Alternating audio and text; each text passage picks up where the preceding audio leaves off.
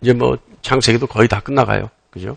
창세기가 이제부터는 뭐 요셉의 집안에 관한 이야기들인데요. 사실은 뭐 오늘 이 말씀 외에는 크게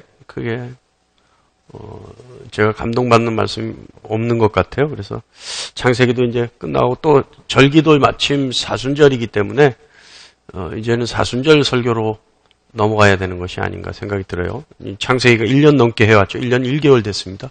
예, 그래서 이제는 거의 마무리 단계가 아닌가 싶은데요. 제가 여러분께 가끔 우스갯소리로 하는 얘기가 있는데 진담 어린 우스갯소리가 있어요. 나는 예수를 의리로 믿는다 라고 하는 얘기 여러분 제가 하는 얘기 들어보셨어요? 예. 나는 예수님을 의리로 믿는다. 예. 나는 의리로 예수님을 믿는다 제가 얘기해요. 하나님이신 예수님이 나를 위해 십자가에 못 박힌 것이 확실하고 나는 그것에 대해서 확신하고 있는데 내가 어떻게 다른 신을 믿을 수 있겠느냐 제가 얘기하죠. 그죠? 그리고 내 인생에서 지금까지 예수님 외에 나를 위해서 죽어주신 분이 없고 그런 존재가 없고 앞으로도 나를 위해 죽을 그 누구도 없는데 예수님이 나를 위해 죽으셨다는 사실을 믿지 않으면 몰라도 믿는다면 그것을 확신한다면 어떻게 내가 예수님을 배신할 수 있겠느냐. 제가 그렇게 얘기해요. 예수님의 죽음과 내가 사는 것이 정확하게 맞아떨어지는데 내가 어떻게 예수님을 부인하는 삶을 살 수 있겠느냐. 이것이 제가 예수를 의리로 믿는다는 이유입니다. 또 예수님의 의리를 지키기 위해서라면 앞으로 나는 예수님을 위해 살겠다라고 하는 것이 제 각오예요. 또한 나는 예수님의 의리를 지키기 위해 어떤 곳에서나 어떤 상황에서나 예수님 편에서 예수님 말이 맞다고 말할 것이다 라고 하는 게 저의 각오입니다. 더 있어요. 그 의리를 지키기 위해서라면 가라면 가고 서라면 서는 예수님의 말씀에 복종하겠다. 또한 의리를 지키기 위해서 예수님만 생각하고 다른 것에는 생각하지 않겠다. 그렇게 노력하겠다. 라는 것이 제가 의리로 예수를 믿겠다. 라고 하는 각오들입니다. 마지막으로 각오가 있는데요. 의리를 지키기 위해서 목숨까지는 몰라도 나머지 내가 가진 것은 예수님께 다 드리려고 노력하겠다. 목숨조차도 그런 상황이 된다면 그렇게 밖에 될 수 없다면 그것도 버릴 수 있을지 모르겠다. 그렇게 노력하겠다. 라는 것이 제가 의리로 예수님을 믿으면서 다지는 각오입니다. 근데 이 내용들이요. 각오의 내용들이 여러분 예사롭지 않아요. 쉽게 각오할 수 없는 내용이죠. 근데 예수님을 그렇게 믿고 그렇게 따르겠다고 하는 사람이 이 자리에 서서 농담이나 하고 여러분 듣기 좋은 얘기 할 수 있겠어요? 지난주 엊그저께 어떤 집사님하고 나눈 대화가 있어요. 제가 깜짝 놀랐어요. 그래서 그 대화를 이번 주에 설명을 좀 해드릴까 소개해드릴까 하다가 이건 다음 주에 해야 되겠다 라는 생각이 들어 깜짝 놀랐어요. 네. 하여간 여러분 저는 예수님을 의리를 지키기 위해서 믿습니다. 여러분도 예수님과 의리를 지키시기 바랍니다. 네. 뭐냐면 다 간단해요. 예수님이 날 위해 죽었는데 나는 예수님을 위해서 뭔들 못하겠느냐는 거예요. 최소한 그 정도 의리는 지켜야 되는 거 아니냐 인간의 도리가 라는 겁니다. 그죠? 할렐루야. 여러분 우리가 예수를 믿는 것은요 살기 위해서 믿는 겁니다. 지금 우리가 죽음의 위기에 놓여 있기 때문에 이 위기를 넘기려고 살기 위해 예수를 믿는 것이 아니라 이미 우리가 죽어져 있는 상태이기 때문에 살아나기 위해서 예수를 믿는 겁니다. 그리고 살아나서 영원히 살기 위해서 예수를 믿는 겁니다. 세상 사는 사람들은요, 살아있다는 생각 때문에 예수님을 주시는 생명에 대한 절박함, 절실함이 없어요. 그래서 여유가 있을지 몰라요. 그러나 예수님이 주시는 생명을 얻지 못하면 목숨은 살아있을지 몰라도 생명은 없다는 사실을 안다면 과연 여유로울 수 있을까요? 여러분 목숨과 생명의 차이가 뭔지 아세요? 목에 숨이 있는 것이 목숨이에요. 그러니까 육신이 살아있는 것이 목숨이에요. 생명은 뭐예요? 생령이 있는 것이 생명이에요. 그러니까 생령을 받은 것이 생명이에요. 그러니까 목숨과 생명은 차이가 있죠. 다르죠. 여러분은 목숨 있는 분들입니까? 아니면 생명이 있는 분들입니까? 할렐루야! 예. 그때 확실하게 얘기해야 되는 거예요. 긴가민가 하면 안 되는 겁니다. 뭐지? 이렇게 하면 안 되는 거예요. 예? 그때는 쓸데없는 양심을 발동시키면 안 돼요. 그때는 믿음으로 선포하는 거예요. 다시 묻겠습니다. 여러분, 목숨이 있습니까? 생명이 있습니까? 할렐루야. 그렇게 하는 겁니다. 예. 자, 여러분. 이 사실을 여러분의 심령에 명확하게 각인하시기 바랍니다. 예수를 믿는다는 것, 살기 위해 믿는 겁니다. 좀 전에 얘기했지만 우리 이제 창세기가 끝나가죠. 근데 오늘 말씀 역시요. 오늘 주신 말씀 역시 주시는 감동을 다 정리해 보니까 섭리신앙에 가까운 말씀이 정리되어 버렸어요. 그래서 여러분, 우리가 창세기를 마무리한다는 의미에서 잘 한번 들으시기 바랍니다. 자, 요셉은요, 아버지의 사랑에 대한 형들의 시기, 그리고 미움 때문에 수차례 죽을 고비를 넘기면서 애굽의 총리가 되죠. 우리가 상황마다 그 위기의식을 실감하지 못해서 그렇지 요셉은 정말 매 순간마다 목숨이 달린 죽음의 고비를 넘깁니다. 형들이 구덩이에 던졌을 때요. 유다의 기지로 요셉을 구해주지 않았다면 요셉은 물 없는 웅덩이에서 죽을 수밖에 없었던 목숨입니다. 또 요셉이 웅덩이로부터 구출되고 난 후에 이스마엘 상인들에게 팔리죠. 그러나 신세는 어떤 신세예요? 노예 신세예요. 노예 신세로 전락한 요셉 언제 죽어도 이상하지 않죠. 또 어때요? 보디발 아내에게 모함을 받았을 때 그 자리에서 보디발에게 칼에 맞아 죽었더라도 전혀 이상한 일이 아니죠. 그렇죠? 그리고 감옥에서 히브리인 노예 신세로 전락하게 됩니다. 그 역시 언제 죽어도 이상하지 않아요. 감옥에서 그 누구도 돌봐줄 수 없는 그 상황 속에 수년 동안을 보내요. 요셉의 입장에서는 매 순간 죽음의 위기 속에 있었던 날들입니다. 그런데 이상하게요. 요셉이 이 모든 위기를 넘기고 난 뒤에 그리고 애굽의 총리가 되고 난 뒤에 이 일은 다시 말하면 자신에게 수많은 죽음의 고비는 누구에게도 문제 삼을 수 없고 누구에게도 책임을 돌릴 수 없다고 생각합니다. 오로지 이 일은 단지 하나님이 아버지 야곱 집안을 구원하기 위해서 세우신 계획이고 그 계획의 일환일 뿐이라고 요셉은 얘기합니다. 여러분, 그게 쉬워요? 이거 쉬운 일이에요? 쉽지 않죠. 죽을 고생을 넘겨요. 수년 동안을 고생해요. 그런데 애굽의 총리가 되고 나면 어떻게 되겠어요? 이제는 자신을 괴롭혔던 많은 사람들의 리스트를 작성할 거 아니에요. 예? 힘과 권력이 생겼는데 리스트 작성하잖아요. 1번, 2번, 3번, 4번짜리를 가지고 차례대로. 예? 그런데 요셉은 그게 아니었다는 거예요. 요셉은요, 마음속에 이런 일들이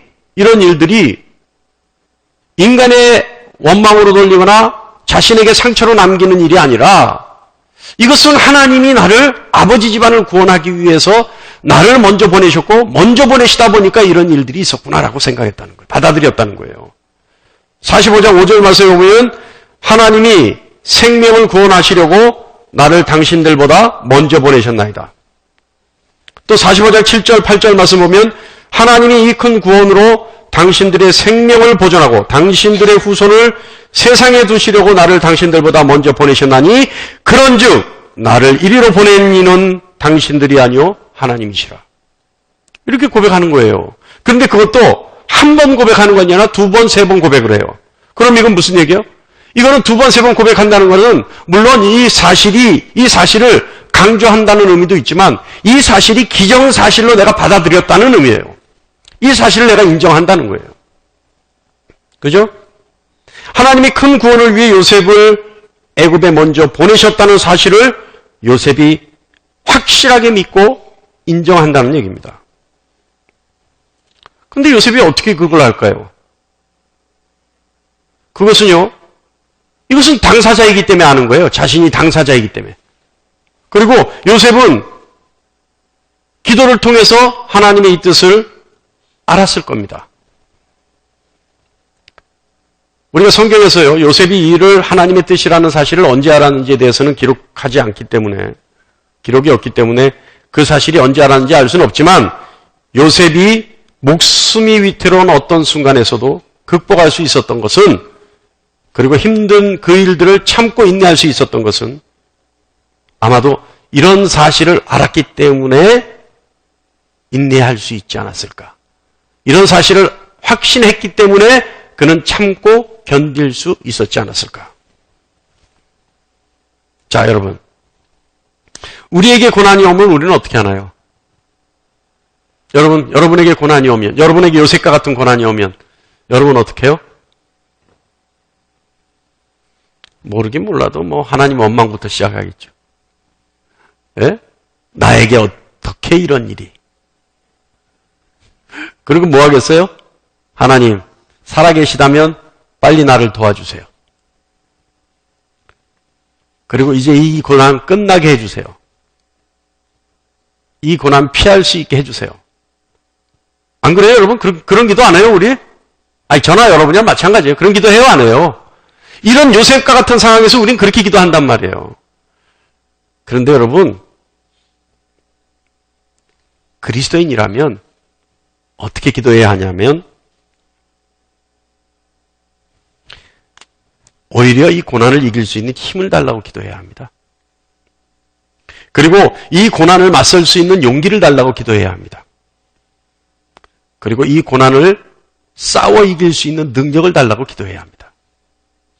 고난을 피하거나 회피하는 것이나 도망가는 것이 아니라 맞서 싸우는데 싸워서 이길 수 있는 힘을 달라고 기도해야 되고, 맞설 수 있는 용기를 달라고 기도해야 되고, 싸울 수 있는 능력을 달라고 기도해야 합니다. 이것이 그리스도인들의 정체성이고 그리스도인들만이 가질 수 있는 권세입니다. 왜요? 우리에겐 예수 그리스도가 있기 때문에 그래요. 할렐루야! 그러니까 그리스도인들의 정체성과 권세, 그리스도인들의 능력, 그래서 세상 사람들이, 세상의 능력이, 세상의 힘이 그리스도인들을 감히 상대하지 못하는 이유는 이런 정체성과 권세가 있기 때문에 그렇다는 거예요. 오늘서부터 여러분 기도를 바꿔야 되겠죠. 그죠? 하나님 힘을 주세요. 이길 수 있는 힘을 주세요. 하나님, 내가 당당하게 맞서겠사오니 나에게 용기를 주십시오. 피하거나 회피하지 않게 해주세요. 또 내가 싸울 때 싸워서 끝까지 버틸 수 있는 능력도 더해 주십시오. 이렇게 기도하자 이 말이죠. 각오하십니까? 우리는 의리로 예수를 믿고 승리하기 위해서 기도하는 겁니다. 할렐루야! 이러다 보니까 무슨 조폭, 무슨 조직 무슨 강령 같은데. 그죠? 그런데 제가 어떤 집회에 가서요, 재작년인가 집회에 가서 나는 의리로 예수를 믿는다라고 하면서 설명을 했더니 집회가 끝나고 나서 성도님들과 거기 목사님이 그러시더라고요. 야, 그거 좋은 비유 같습니다. 의리로라도 예수는 믿어야 될 것 같습니다. 왜요? 예수님이 십자가에 달려 돌아가신 거는 기정사실이라 이 말이에요. 그걸 나를 위해서 돌아가셨다는데 예수를 의리로 믿는다는 걸 이때까지 왜 생각 못했냐. 여러분 의리 지키는 여러분 되시기 바랍니다. 예. 자, 그런데 요셉이 이런 확신을 가지고 있었던, 다시 말하면 야곱 집안을 구원하기 위해서 하나님이 나를 먼저 보내셨다라고 하는 자기 확신, 이 확신을 자기 확신으로 끝나는 것이 아니라 이것이 맞는 일이다라고 하는 것을 하나님이 증명해 주시는 말씀이 있어요. 어디 말씀이 있냐면 46장 2절로 4절 말씀에 있습니다. 다 같이 한번 볼까요? 자, 앞에 써 있으니까 여러분 안 찾으셔도 돼요. PPT를 보시면 됩니다.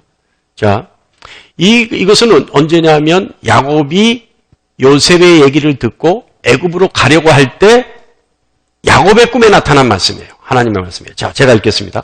그 밤에 하나님이 이상 중에 이스라엘에게 나타나 이르시되 야곱아 야곱아 하시는지라. 야곱이 이르되 내가 여기 있나이다 하며 하나님이 이르시되 나는 하나님이라 내 아버지의 하나님이니 애굽으로 내려가기를 두려워하지 말라. 내가 거기서 너로 큰 민족을 이루게 하리라. 내가 너와 함께 애굽으로 내려가겠고 반드시 너를 인도하여 다시 올라올 것이며. 자, 이렇게 하나님이 야곱의 꿈에 나타나서 말씀해 주십니다. 자, 이 말씀을 보면 요셉이 가지고 있었던 자기 확신이 자기만의 설정해 놓은 확신이 아니라 하나님의 계획을 아는 확신이다라는 것을 우리는 알 수 있습니다. 하나님이 증명하시는 거죠. 자, 그런데 이 하나님의 계획은 뭐였어요? 야곱의 확신과 똑같아요. 요셉의 확신과 똑같아요. 야곱 집을 구원하기 위한 하나님의 계획이었다. 이건 알았어요. 자, 그런데 여러분께 하나 질문할게요. 우리가 조금 전에 이 2절, 3절, 4절 말씀을 보면서, 특히 4절 말씀을 보면서, 이 말씀을 보면서 우리가 어디서 본 것 같지 않습니까? 이 말씀이. 이 말씀 어디서 본 것 같지 않아요? 할렐루야? 아니, 그냥 아무거나도 한번 맞춰보세요. 그냥 어디서 본 것 같지 않아요? 예? 이 말씀이요. 이 말씀이 대상자는 똑같아요. 지금 야곱이 지금 애굽으로 가기 전에 꿈을 꾸는 거죠. 근데 이 말씀이 야곱이 에서를 피해서 삼촌 라반에게로 도망갈 때 베델에서 만난 하나님이 해주신 약속과 똑같아요. 그러니까 이 약속을 듣는 사람은 야곱이고 똑같은 사람인데 형 에서를 피해서 도망갈 때도 하나님이 이 약속을 해주셨고 지금 기근을 피해서 애굽으로 피난 갈 때도 하나님이 똑같은 약속을 해주셨어요. 그 약속이 어딨냐면, 자, 이걸 보면서 여러분 한번 들어보세요. 아니, 이걸 넘기지 마시고, 이 말씀을, 자, 제가 베델에서 했던 약속의 말씀을 읽을 테니까 여러분 이 말씀을 보면서 맞나 안 맞나 한번 보세요. 창세기 28장 15절 말씀에, 창세기 28장 15절 말씀에 하나님이 어떻게 약속을 하시냐면, 내가 너와 함께 있어 내가 어디로 가든지 너를 지키며 너를 이끌어 이 땅으로 돌아오게 할지라. 할렐루야? 자, 맞습니까? 틀립니까? 완벽하게 맞죠? 내가 너와 함께 애굽으로 내려가겠고 반드시 너를 인도하여 다시 돌아올 것이며. 그죠? 근데 이거 지금 4절에는 그렇지만 3절 말씀 후반부에 보면 3절 말씀 보면 하나님이 야곱과 함께 하겠다라는 말씀이 있어요.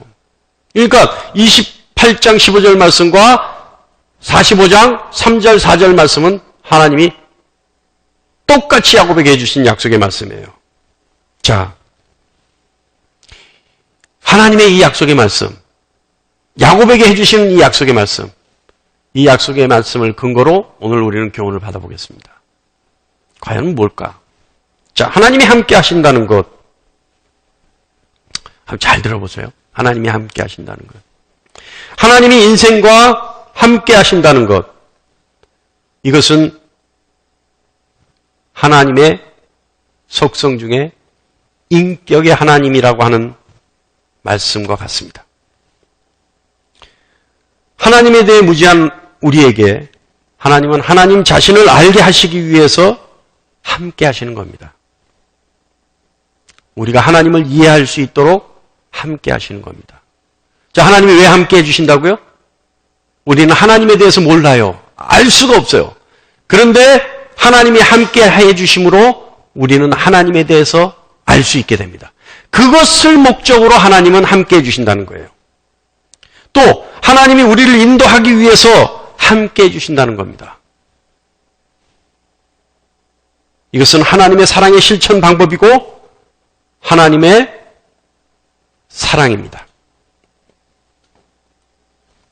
그러니까 우리가 하나님에 대해서 알 수 없고 우리가 하나님에 대해서 알 수 없으니 하나님의 뜻도 알 수 없고 하나님이 어디로 가자고 하는 사인도 우리는 알 수 없고 하나님 말씀하셔도 우리는 들을 수 없기 때문에 하나님은 우리와 함께 하시면서 어떻게 해요? 하나님에 대해서 이해할 수 있게 해주시고 그리고 마치 아브라함에게 하셨던 것처럼 내가 내게 보여줄 땅으로 가라 하셨을 때 하나님이 보여주지 않고 보여줄 땅이라고 하신 것은 동행하면서 하나님이 인도하실 수 있기 때문에 그렇게 약속하신 것이라는 사실을 여러분 아셔야 합니다.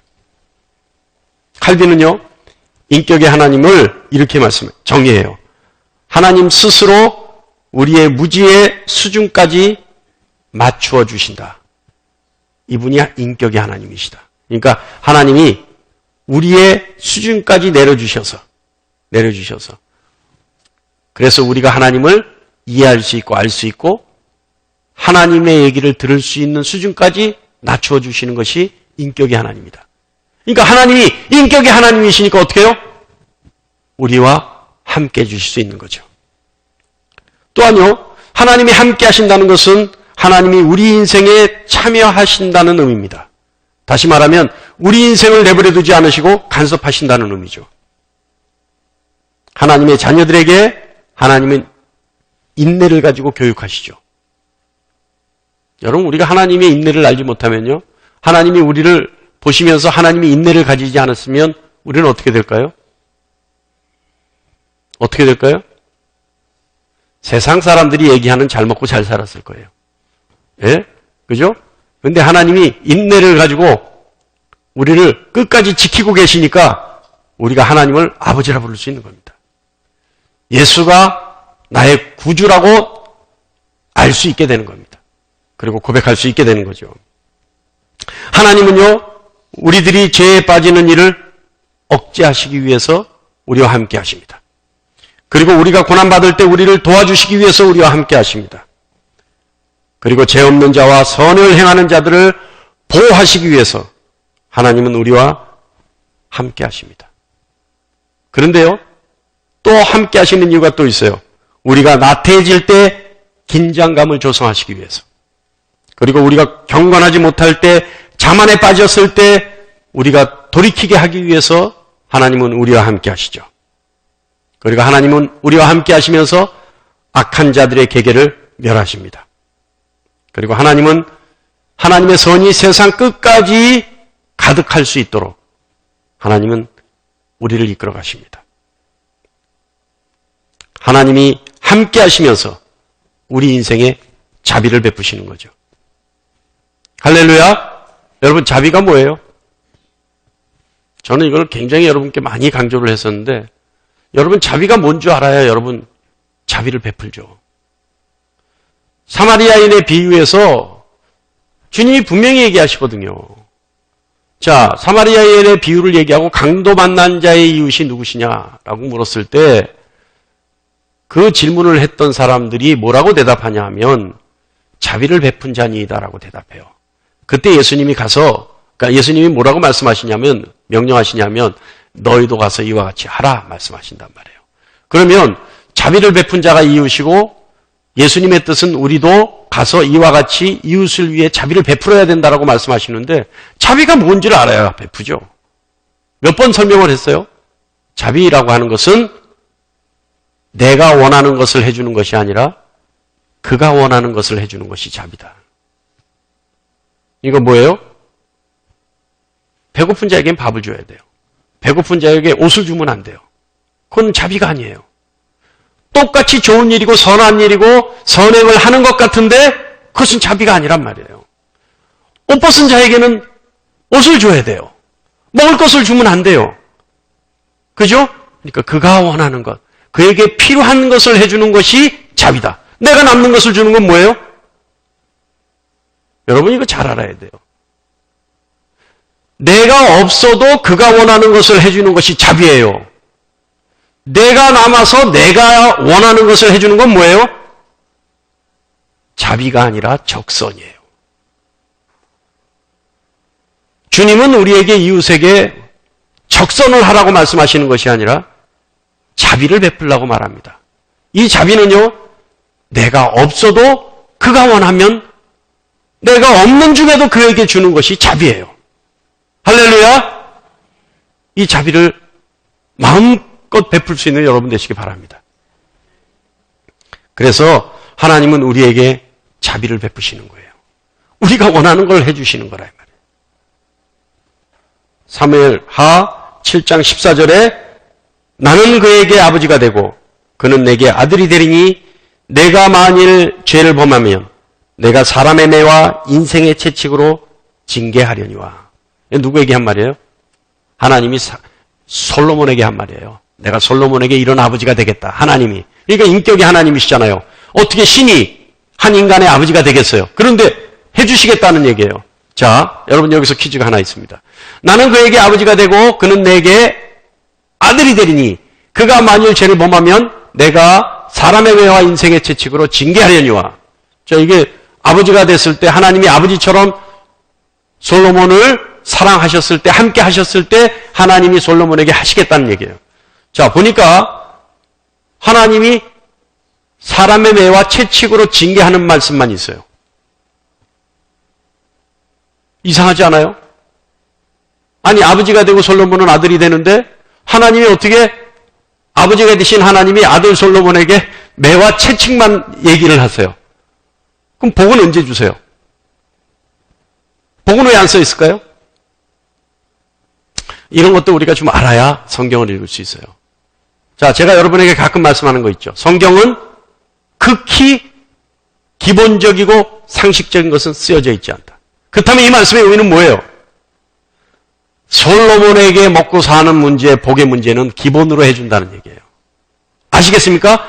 기본의 1 플러스 1으로 그렇지만 모든 것은 기본적으로 해주겠지만 혹여 솔로몬이, 아들 솔로몬이 만일, 그래서 만일이라고 얘기하잖아요. 죄를 범하면 내가 사람의 매와 인생의 채찍으로 징계하겠다. 인격이 하나님을 믿는 여러분 되시기 바랍니다. 세 번째, 하나님은 왜 함께 하신다라고 말씀하시냐면 하나님은 질투하시는 하나님이시기 때문에 함께 하십니다.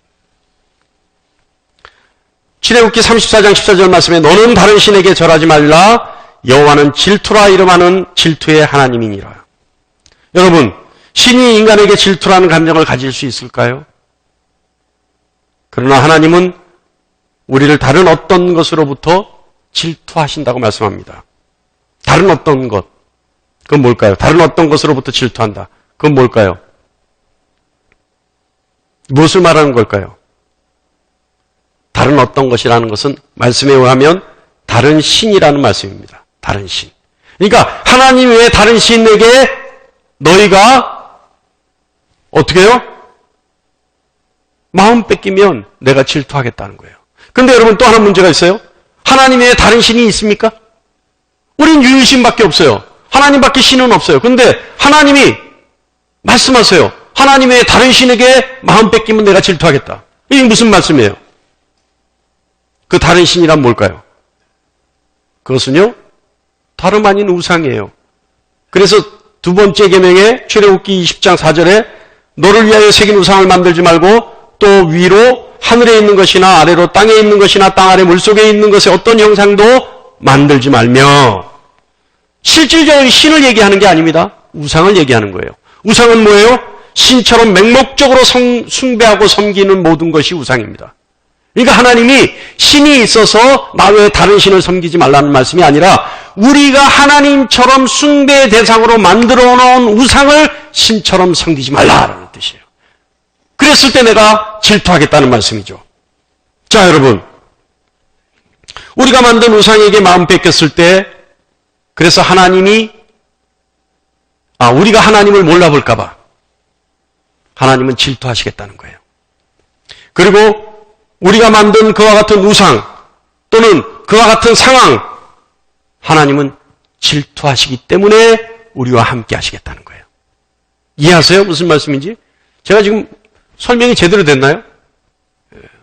그러니까 하나님이 우리와 함께 하시는 이유는 질투하시는 하나님이기 때문에 우리와 함께 하시는데 왜 그렇게 하시냐 하면 우리가 마음 딴 데 뺏길까 봐. 쉽게 얘기하면 우리가 딴 데 한눈 팔까 봐. 딴 데 한눈 팔고 딴 데 마음 뺏겨서 우리가 하나님인 줄 알고 그것을 신으로 섬길까 봐. 그래서 우리가 그것과 사랑에 빠질까 봐 하나님은 질투하신 나머지 절대 우리를 뺏기지 않으시려고 우리와 함께 하시겠다는 거예요. 할렐루야. 또한요, 하나님은 질투하시기 때문에 우리와 함께 하시는데 왜 그렇게 하시냐면 우리가 하나님의 거룩함을 따르기를 거부하고 쉽고 좋은 것만 가지려고 할까봐 하나님이 우리와 함께 하시겠다는 거예요. 그래서 그것을 하나님이 질투하신다는 겁니다. 쉽게 얘기하면 무슨 얘기냐면요. 우리 교회는 모든 것을 자율적으로 하죠. 우리 교회 같은 교회는 거의 없어요. 자율적으로 해요. 그냥 하고 싶으면 하고 말고 싶으면 안 하는 거예요. 그죠? 우리 교회 같이 제가 담임 목사잖아요. 근데 담임 목사가 전화해서 집사님, 권사님들한테 이번에 이런 직분을 좀 맡아주셨으면 좋겠는데요. 그러면요, 다른 교회는 아멘 해요. 예? 근데 우리 교회는요, 목사님 생각 좀 해볼게요. 이래요. 예? 그리고 담임 목사가 기도하고 결정한 일인데 집사님, 권사님들이 저도 기도 좀 해볼게요. 이래요. 그리고는 한 이틀, 3일 있으면 전화 와서 그래요. 목사님 아무리 생각해도 저는 아직 아닌 것 같아요. 이래요. 여러분 다른 교회에서는 상상할 수 없는 일이에요. 왜?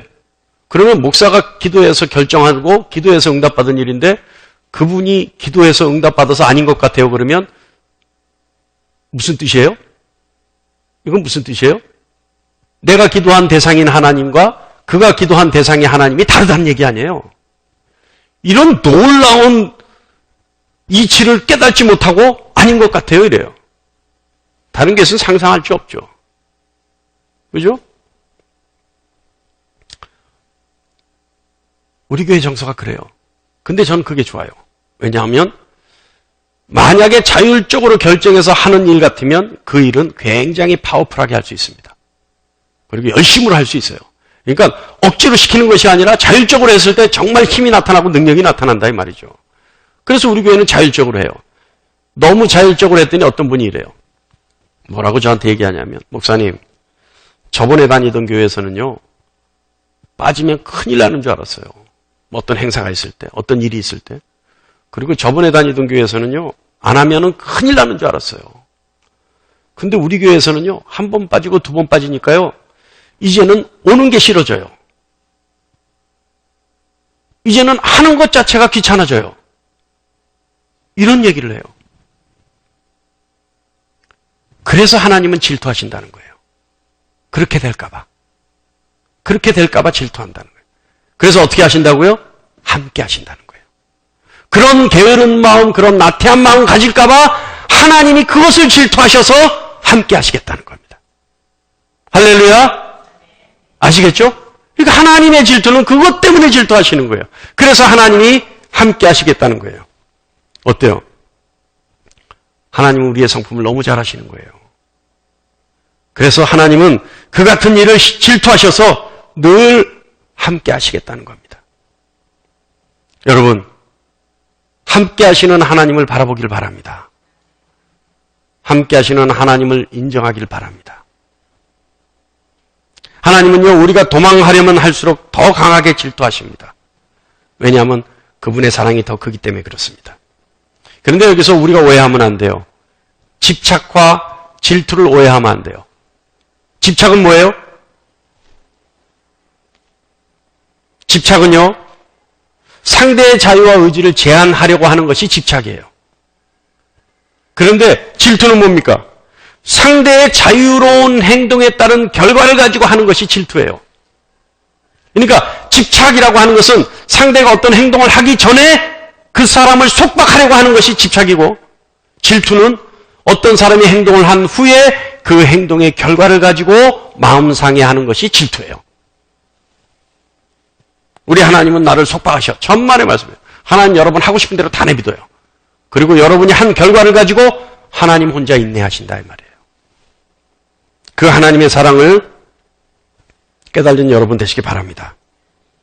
질투하시는 하나님은 그 질투가 하나님을 위해서 하시는 것이 아니라 우리를 위해 질투하신다는 사실도 아시기 바랍니다.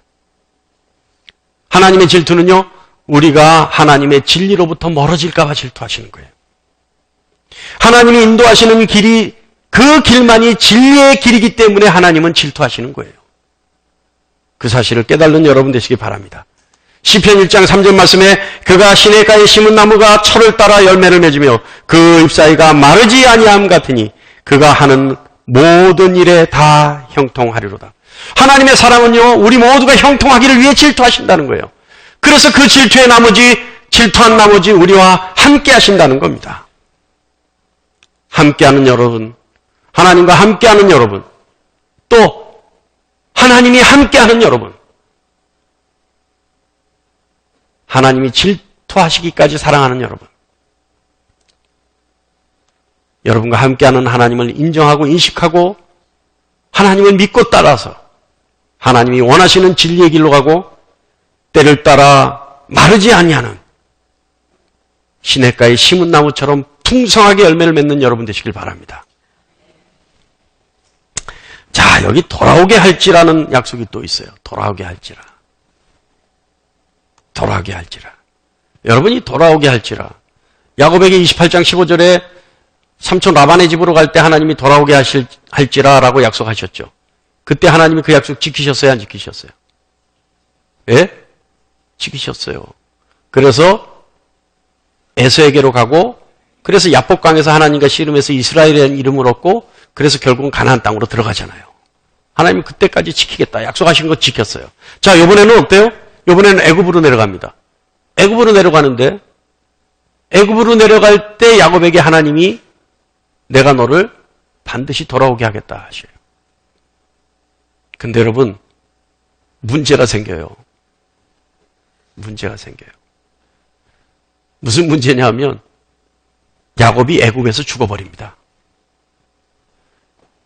야곱이 애굽에서 목숨을 거두어요. 그럼 돌아갈 수 있어요? 못 돌아가요? 돌아갈 수 있어요? 못 돌아가요? 못 돌아가죠. 그런데 하나님이 기가 막힌 일을 하세요. 어떤 일을 하시냐면 50장 12절로 13절 말씀 봅니다. 다 같이 보겠습니다. 시작. 야곱의 아들들이 아버지가 그에게 명령한 대로 그를 위하여 따라 행하여 그를 가나안 땅으로 메어다가 마므레 앞 막벨라 밭 굴에 장사하였으니 이는 아브라함이 헷적 속 에브론에게 밭과 함께 사서 매장지를 삼은 곳이더라. 뭐예요? 무슨 뜻이에요, 이 말씀은? 하나님은요, 야곱에게 살아있을 때의 약속을 하셨는데 야곱이 죽은 후에도 그 약속은 유효해서 죽은 야곱을 가나안 땅으로 돌아가게 하십니다. 사랑하는 여러분, 하나님은요, 산 야곱에게 약속하셨고 그 야곱이 죽었는데도 불구하고 죽은 후에 야곱에게 다시 그 약속을 실행해 옮기세요. 여러분, 하나님의 약속을 가볍게 생각하지 마세요. 우리가 하나님께 받은 약속, 우리가 잊고 있어도 하나님은 반드시 실행해 옮기십니다. 우리가 기대하지 않아도 하나님은 그 약속을 반드시 실행해 옮기십니다.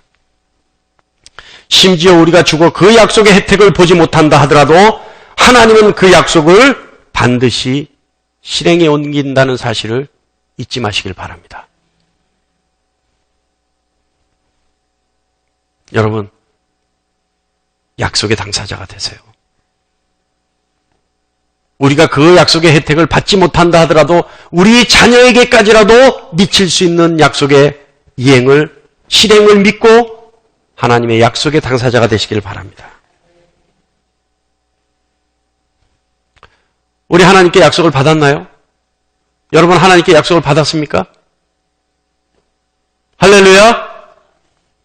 이러면 또 여러분 기가 죽어요. 하나님 약속을 받았습니까? 하나님 약속을 어디에 받았나요? 할렐루야! 예? 성경에 약속이 있잖아요. 성경에 수많은 하나님의 약속이 있잖아요. 이 약속 다 여러분의 것으로 만드시기 바랍니다. 그래서 하나님이 야곱에게 그 약속 실행하는 그 하나님의 성품을 보고 신실하신 하나님이라는 사실을 알고 여러분도 그 약속을 믿고 그 약속을 반드시 하나님이 실행에 옮기신다는 사실을 믿고 그 약속을 여러분의 것으로 만드시기 바랍니다. 그런데요, 하나님 약속을 보면요. 신약에 가서는 주님이 약속을 하실 때 거의 이렇게 약속을 하세요.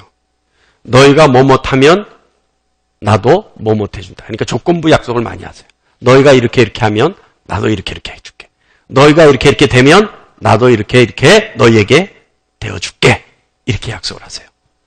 근데 이것은요, 조건부 약속이죠. 근데 어떤 상황만 되면 내가 이렇게 해줄게라고 하는 상황적 약속이 있어요. 너희가 이런 상태가 되면 내가 반드시 이거 해줄게라고 하는 그런 상태에 대한 약속들이 있어요. 신약에서는 찾아보기 힘든 약속이에요. 신약에서는 조금 전에 얘기했지만 주님이 너희가 이렇게 하면 내가 이렇게 하리라. 이런 약속밖에 없는데 어떤 상황과 상태가 되면 무조건 이렇게 된다라고 하는 약속이 있어요. 혹시 아세요? 그 약속이 어디에 있는지? 마태복음 5장 3절로부터 12절 말씀이 있습니다. 이게 PPT 준비됐나요?